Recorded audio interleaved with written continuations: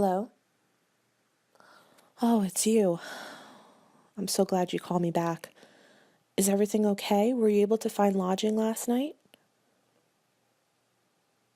I'm so sorry. No, I need to apologize. I should have never left you alone last night. I just was so angry at Kitty for not doing her job. But that's no excuse. I promise you, if you continue to work for us, this will never happen again. So what do you say? Will you still be a courier for us? Good. So tell me where you are exactly. Okay. Yes, I know where that train station is. I'm going to send a car to pick you up right away. They will take you to Mary Catherine Doyle's house. She will give you the Sherlock Holmes documents. Yes. The driver will then take you back to the hotel where you can stay for the night, and then tomorrow morning you'll catch a plane and come back to England with the documents. Does that sound okay with you? Any questions? Okay. Well, thanks again for your patience and for dealing with this situation. I really appreciate it. All right, the car will be there in just a few moments. I'll see you tomorrow.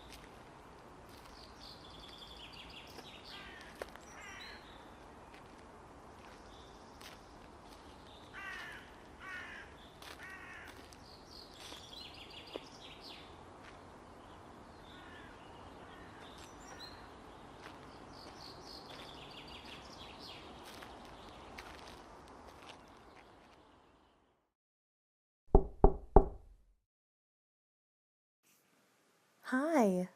Yes, you must be the courier. It's nice to meet you.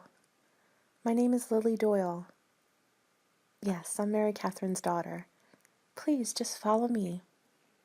Right this way. So please have a seat.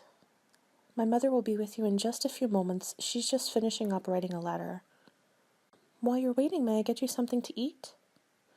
You seem a little peckish. No, it's no trouble at all. I was just making myself some scones and some tea. How does that sound to you? Great. Well, I'll go get them, and I'll be right back.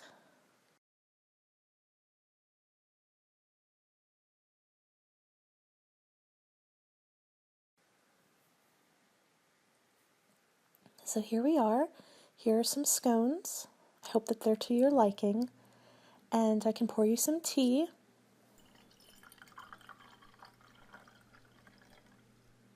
And if you'd like any sugar, any lemon, any cream or milk, they're just right over here. Sure, it's no problem. I really enjoy this time of day. Yeah, it's cool and it's still outside. The birds are chirping. It's just a beautiful time of day, the morning. So, my mother is really excited that you're here today. Yes, this exhibit is going to change everything.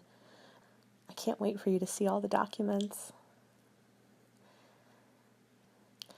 My mother, she doesn't usually like leaving the house. So I'll be going in her place. Yeah, she's somewhat of a hermit. You know, she likes to stay here out in the country in our little cottage, writing and going for walks and reading. Yeah, kind of living a simple life. But me, I love to travel. Your job must be so exciting, going from place to place, meeting new people and seeing different things. I can't wait to go to London for the exhibit.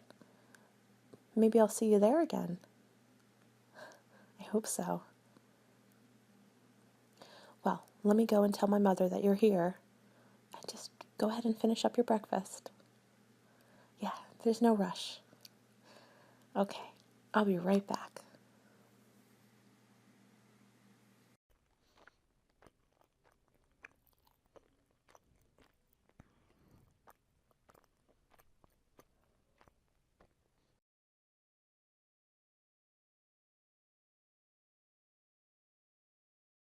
Okay, my mother will see you now.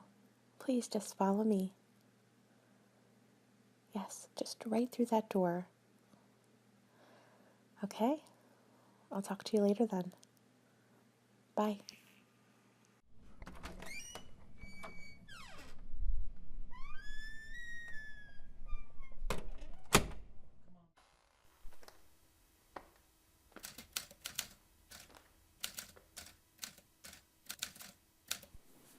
Please do come in and take a seat at the desk. I will be with you in a moment.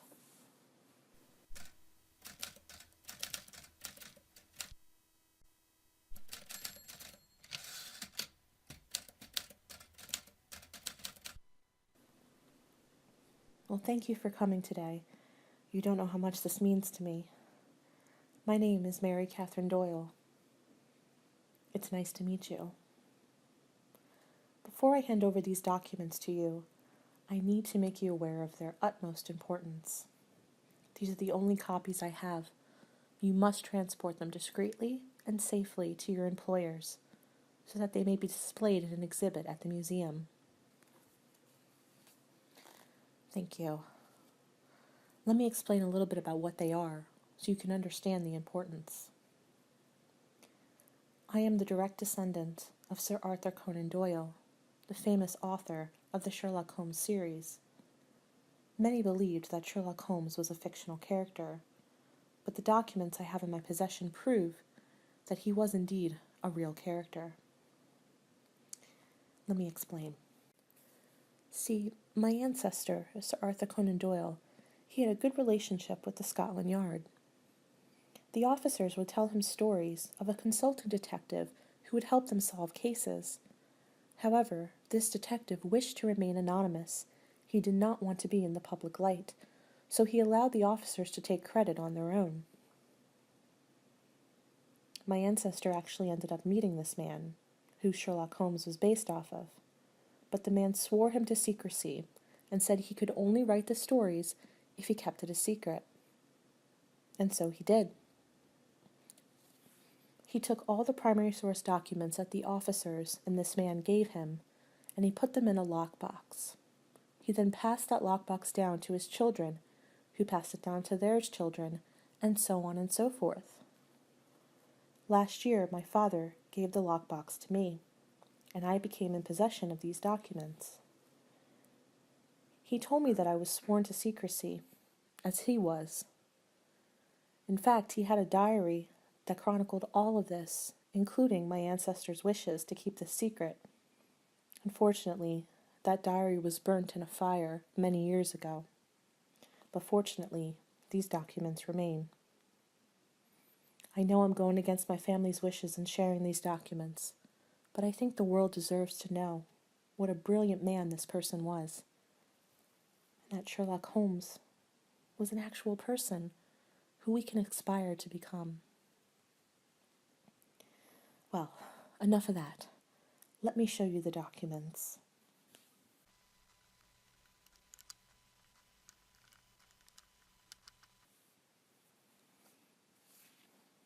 This first document is an official police report from Scotland Yard Station. The officer is Inspector Gregory Lestrade. This is a confession by a man named John Turner. You will recognize the name if you're familiar with the Boscombe Valley mystery. Let me read it to you. You didn't know this dead man, McCarthy. He was a devil incarnate. His grip has been upon me these 20 years and has blasted my life. I'll tell you first how I came to be in his power.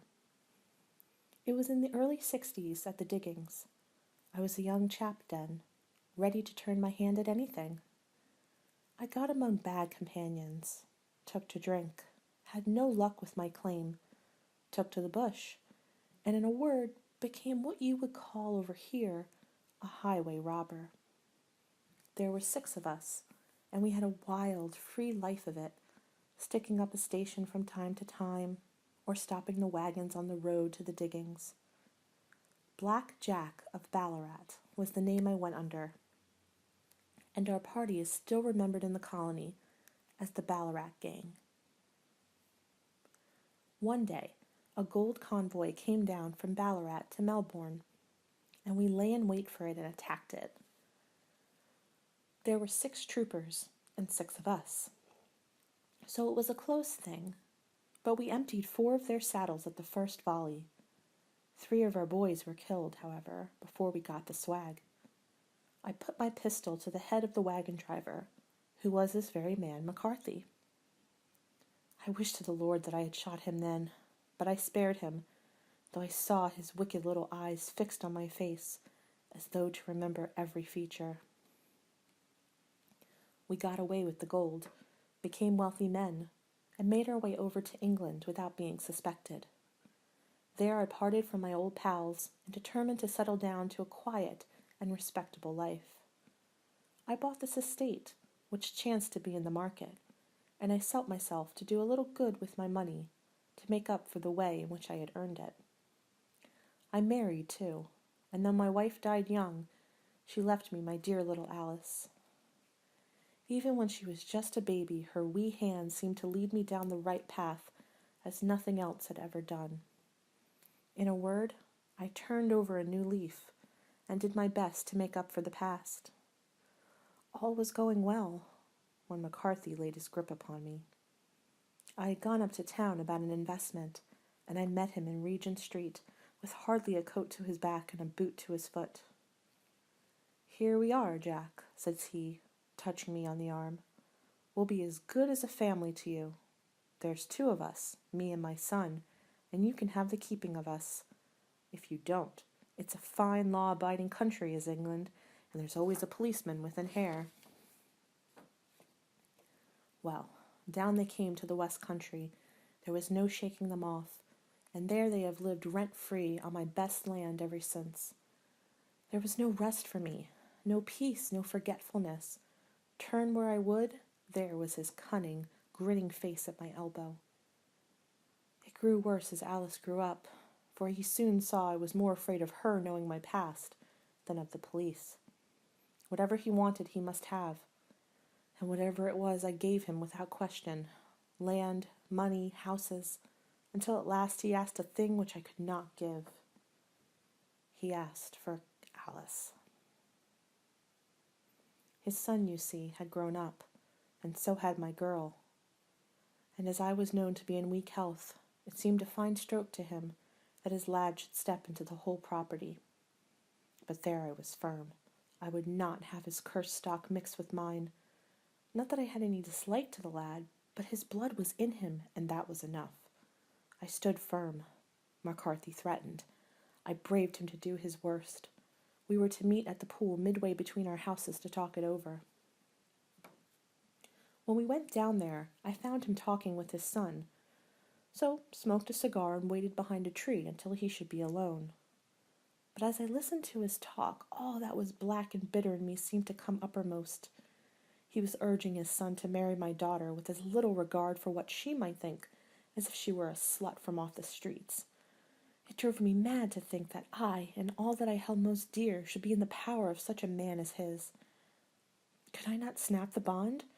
I was already a dying and desperate man. Though clear of mind and fairly strong of limb, I knew that my own fate was sealed. But my memory and my girl, Both could be saved if I could, but silence that rogue tongue. I did it, and would do it again. Deeply as I have sinned, I have led a life of martyrdom to atone for it. But that my girl should be entangled in the same messes which held me was more than I could suffer. I struck him down with no more compunction than if he had been some foul and venomous beast. His cry brought back his son, but I had gained the cover of the wood, though I was forced to go back to fetch the cloak which I had dropped in my fight.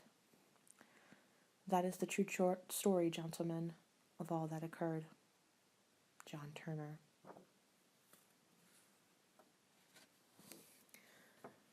You can have your people authenticate this, but it does come from that time period, and it is genuine. I would like to draw your attention now to another confession. This one was submitted to Cubbit Residence to an Inspector Martin by a man named Abe Slaney.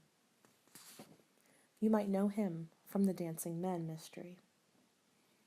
It reads, I have nothing to hide from you, gentlemen. If I shot the man, he had his shot at me, and there's no murder in that. I guess the very best case I can make for myself is the absolute naked truth. First of all, I want you gentlemen to understand that I've known this lady since she was a child. There were 7 of us in a gang in Chicago, and Elsie's father was the boss of the joint. He was a clever man, was old Patrick. It was he who invented that writing, which would pass as a child's scrawl unless you just happened to have the key to it. Well, Elsie learned some of our ways, but she couldn't stand the business, and she had a bit of honest money of her own. So she gave us all the slip and got away to London. She had been engaged to me, and she would have married me, I believe, if I had taken over another profession, but she would have nothing to do with anything on the cross. It was only after her marriage to this Englishman that I was able to find out where she was. I wrote to her, but got no answer. After that I came over, and as letters were no use, I put my messages where she could read them. Well, I have been here a month now. I lived in that farm, where I had a room down below, and could get in and out every night, and no one the wiser. I tried all I could to coax Elsie away. I knew that she'd read the messages, for once she wrote an answer under one of them. Then my temper got the better of me, and I began to threaten her. She sent me a letter then, imploring me to go away, and saying that it would break her heart if any scandal should come upon her husband. She said that she would come down when her husband was asleep at 3 a.m. and speak with me through the end window, if I would go away afterwards and leave her in peace. She came down and brought money with her, trying to bribe me to go. This made me mad, and I caught her arm and tried to pull her through the window. At that moment in rushed the husband with his revolver in his hand. Elsie had sunk down upon the floor, and we were face to face. I was healed also, and I held up my gun to scare him off and let me get away. He fired and missed me. I pulled off almost at the same instant, and down he dropped. I made away across the garden, and as I went, I heard the window shut behind me. That's God's truth, gentlemen, every word of it, and I heard no more about it until that lad came riding up with a note, which made me walk in here, like a jay, and give myself into your hands. Abe Slaney.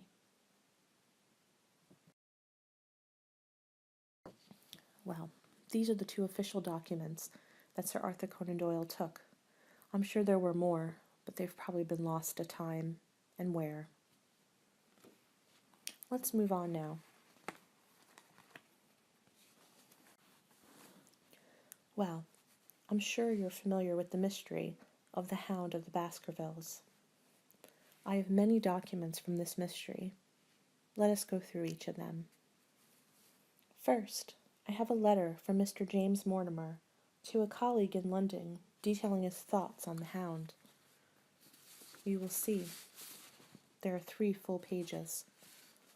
I will not read it all, but suffice it to say, it is an interesting letter that talks about Sir Charles Baskerville. It does have a little bit of wear and tear on the bottom, some watermarks, presumably from one of my ancestors, but is still well intact.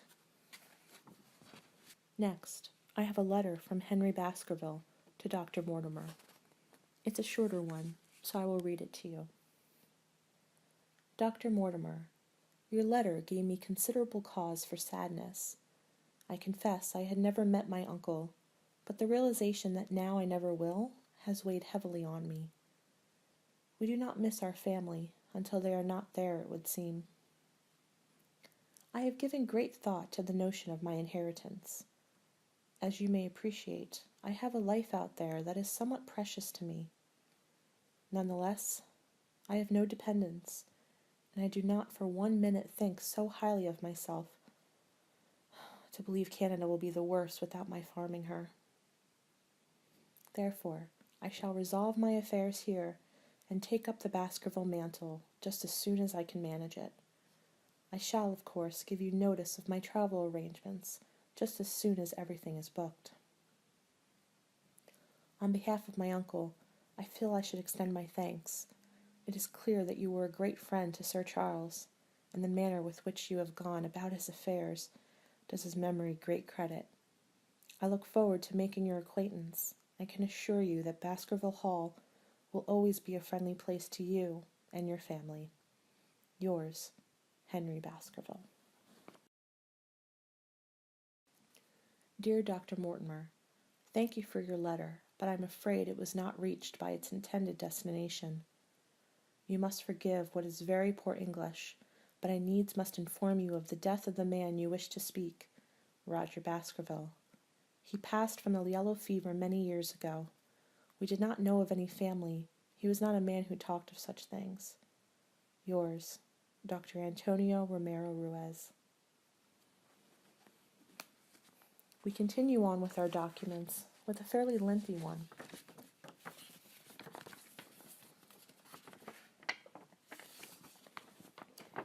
This letter from Baskerville Hall dates 1792.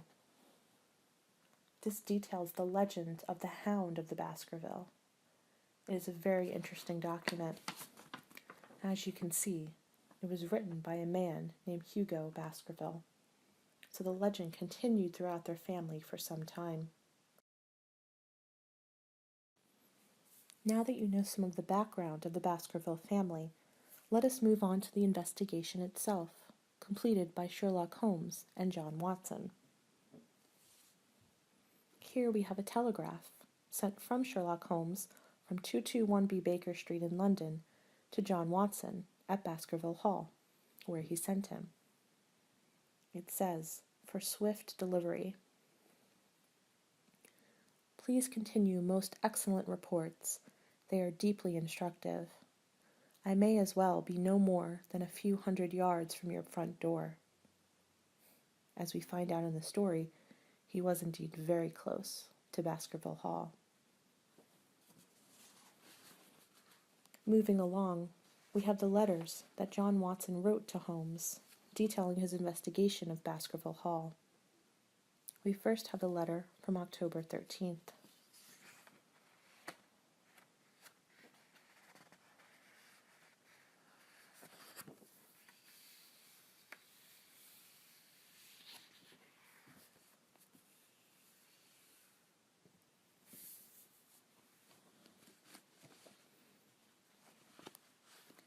We then have one from October 15th, a much longer one.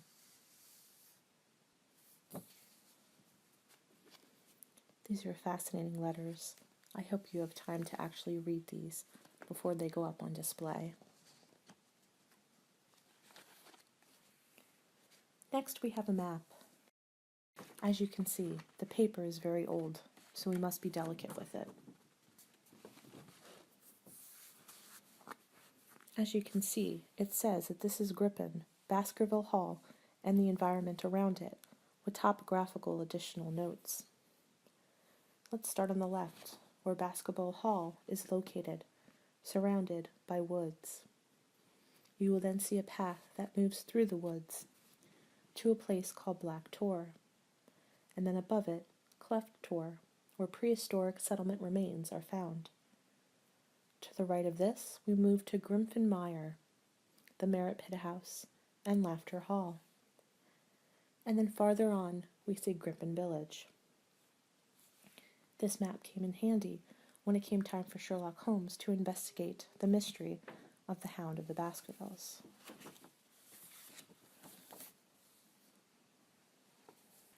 You will also find an interesting photograph in here.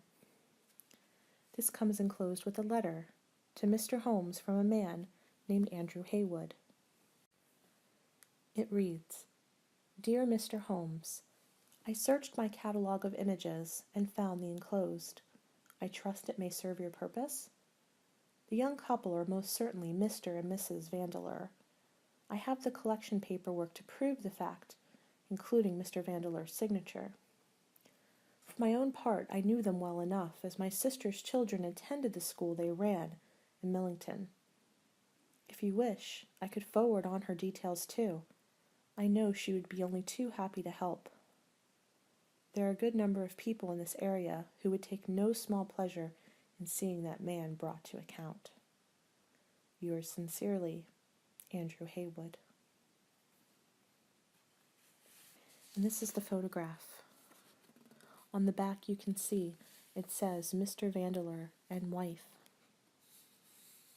These people were very important to solving the mystery of the Hound of the Baskervilles.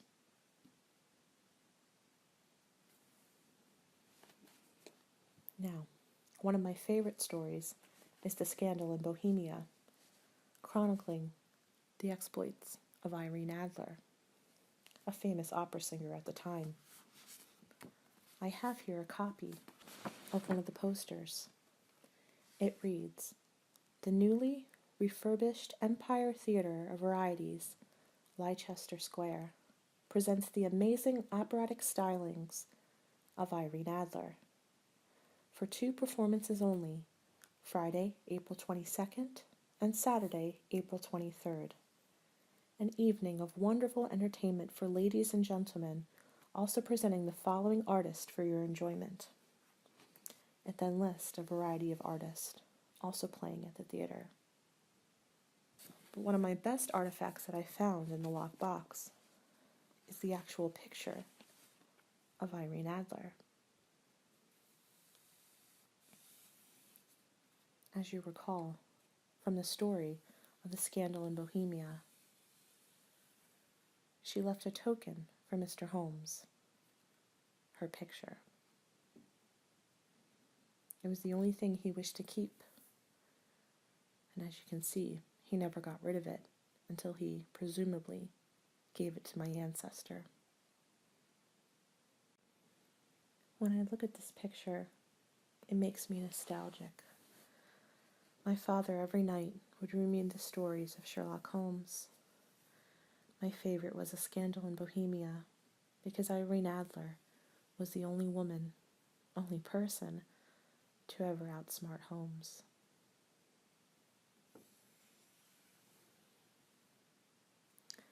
And finally, we move on to a drawing of Holmes and Watson. If we look at the back, it says, "A sketch of myself and Holmes in front of the fire in our rooms at 221B Baker Street, presented to me from the excellent Sidney Paget in honor of the anniversary of my 5th year of chronicling Holmes' adventures in the Strand magazine."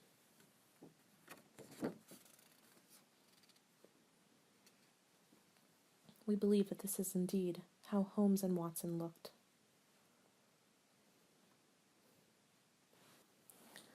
So, these are my documents. These are my proof. I wish I had more, but what I have, I think, is sufficient enough for our exhibit in a couple months. Let me check the time.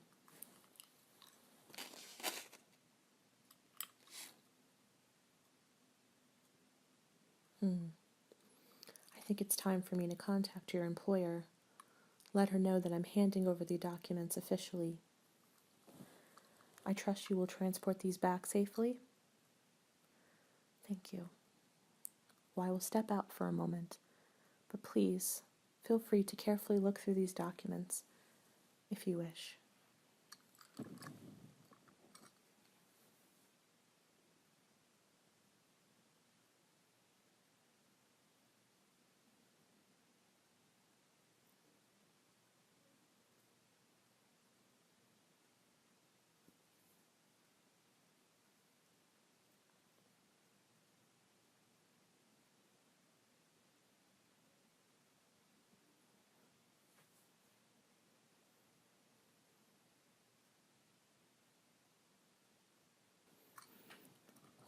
Hello again.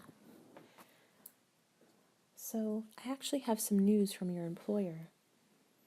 Yes, I guess you had some trouble yesterday with your hotel arrangements. Well, she says as a token of their gratitude, she has extended your time in Scotland for an extra day. That's correct. So instead of having to leave tomorrow morning, you can actually leave in 2 days' time and spend an extra day here. Well, since you don't have to run off tonight, may I make a suggestion? Stay for dinner. My daughter and I would love you to stay. Yes, the car can come pick you up after dinner and take you back to your resort. So will you stay? Wonderful. Well, why don't we adjourn to the dining room? We can have some dinner, and then you can stay for story time.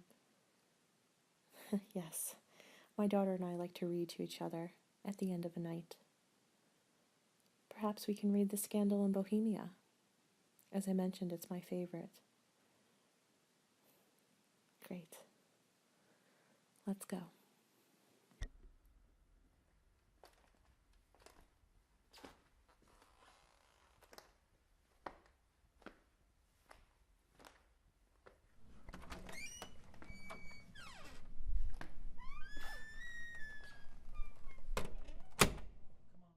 Well, hello again.